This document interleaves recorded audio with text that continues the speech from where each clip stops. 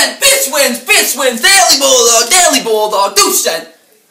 Honey, you'll never believe what happened. Won the election? I can't believe she guessed it.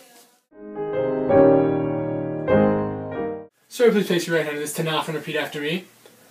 I, Franklin Pierce, solemnly swear I, Franklin Pierce, solemnly swear to support and defend the Constitution of the United States of America to support and defend the Constitution of the United States of America against all enemies, domestic and foreign, against all enemies, domestic and foreign, that I will bear the true faith and allegiance to the same, that I will bear the true faith and allegiance to the same, that I take this obligation freely, without any mental reservation or purpose of evasion, that I take this obligation freely and without any mental reservation or purpose of evasion, and that I will well and faithfully discharge the duties of the office of which I am about to enter. and I will well and freely discharge the duties of the office in which I am about to enter.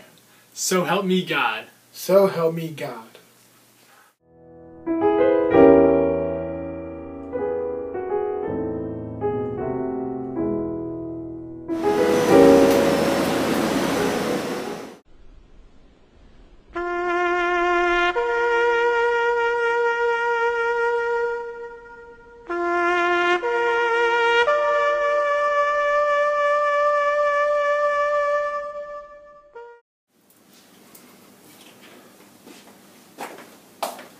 Smell the liquor on you. Liquor.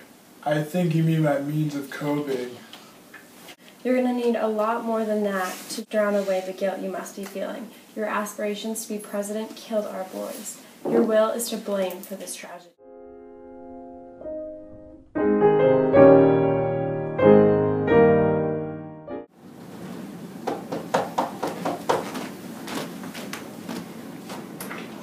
Oh, Mr. Gadsden, nice to see Mr. you. President.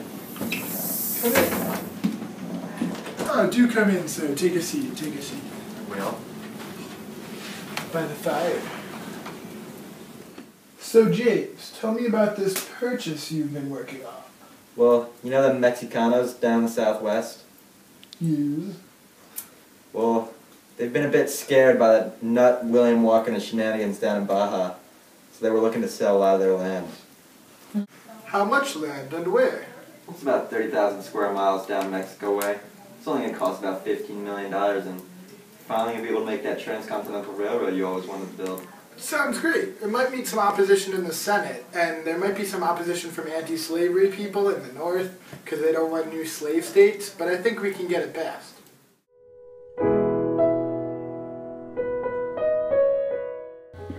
The preparation for the Kansas-Nebraska Act signing was where the format of a Lincoln-Douglas debate started. Now a popular form of debate, our high school uses it, and a debate sometimes used in the political world, the Lincoln-Douglas debate originated at this time as a way for Abraham Lincoln and Stephen Douglas to voice their opinions on slavery and the Kansas-Nebraska Act in a separated yet connected format. These debates would be used again a few years later when Lincoln ran for Douglas's Senate seat.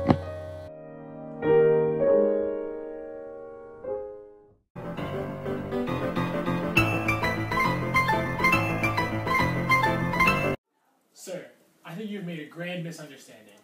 I believe that the one thing you fail to realize is that the men in the new territories of Kansas and Nebraska, as fundamentally different as they are from those in New York, require no different rights. No, sir, they are not any more biologically different than a pair of white twins from New Hampshire. And furthermore, these white men are no different than the slaves they own. It's a hard concept to grasp, but we must realize that black men simply require the same rights and privileges that any normal white man does. I, Stephen A. Douglas, must applaud my opponent, Mr. Lincoln. Mr. Lincoln, I think it's truly funny that you think our country can survive without slavery. However, I will give you the benefit of the doubt. I suggest a compromise. I hold that New York had as much right to abolish slavery as Virginia has to continue it, and that each and every state in our union is a sovereign power with the right to do as it pleases upon this question of slavery, and upon all its domestic institutions.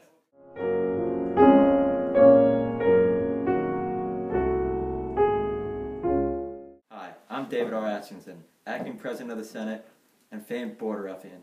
Because of my place as a border ruffian, I highly advocate for slavery in the Kansas-Nebraska territories. It's the only solution. I'm Lynn Boyd, Speaker of the House, and I swear on this Tanakh that the best way to handle the issue of slavery in the Kansas-Nebraska territories is popular sovereignty. The American public is smart enough to know whether or not they should have slaves. Let our country know what's best for itself.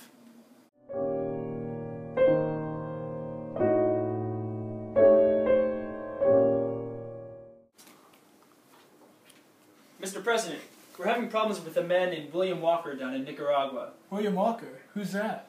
He's some filibustering southerner who thinks he has claim to the Nicaraguan presidency. Oh, well that won't do at all.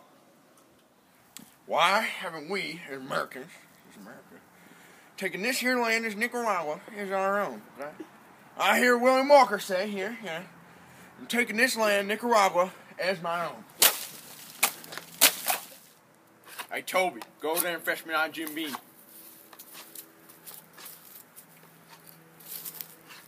Here you go, master. Too slow! Now listen here. I've been president of Nicaragua here since I was nominated by myself in July of 1856, was backed by Pierre Sol, and this here is Nicaragua, okay? This is my land. Ain't nobody gonna take this land from me. Toby, that's how you do a record check.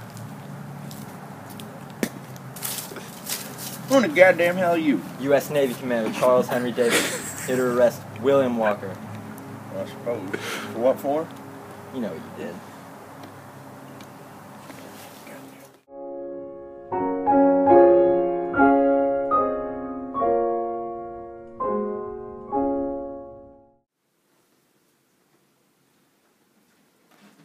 Mr. John Mason, Pierre Soleil.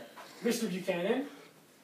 We're here today in beautiful Ostend, Belgium to discuss an American acquisition of Cuba. Secretary of State Marcy assured me we are all on the same page about this issue.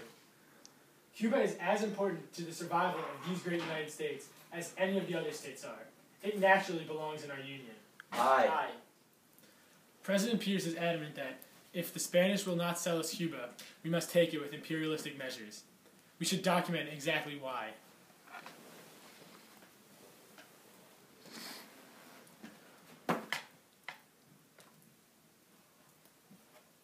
For starters, it isn't just our president who's aggressive to the acquisition.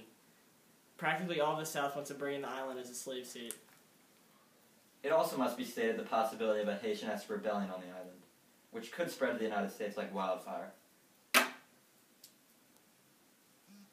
Surely then we can't allow Cuba to remain in Spanish hands. Another Africanized nation and all the horrors it would bring to the white race. Why, it would be devastating to our great United States of America.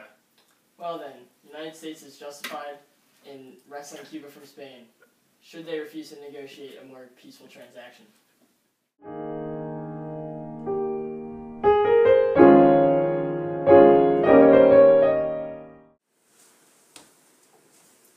Here's the Kansas-Nebraska Act, sir. Are you sure you're going to sign it? Positive. The power will rest with the people now. However, Pierce would have no idea of what he had just done. Within days, the Kansas-Nebraska Act sparked a series of bloody confrontations between the anti-slavery Jayhawkers and the pro-slavery Blue Lodgers in the new territory. These events would later be dubbed Bleeding Kansas. This coming depiction is just one of many fights. Follow me, 10,000 people, to take advantage of the new popular sovereignty in the Kansas-Nebraska territories. Bowie knives at the ready in case we see any blue loggers. There it is, over that river. Across that river yonder is the Kansas territory.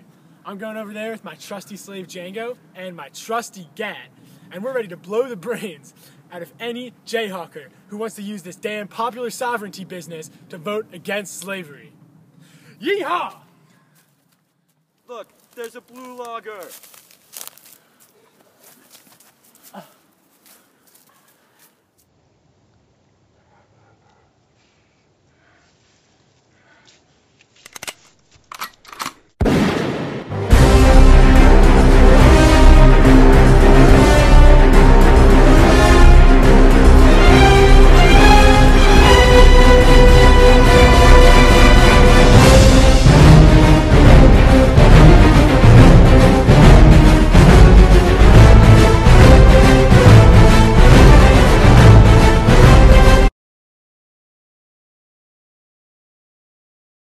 Toby, freshman at Jim Beam.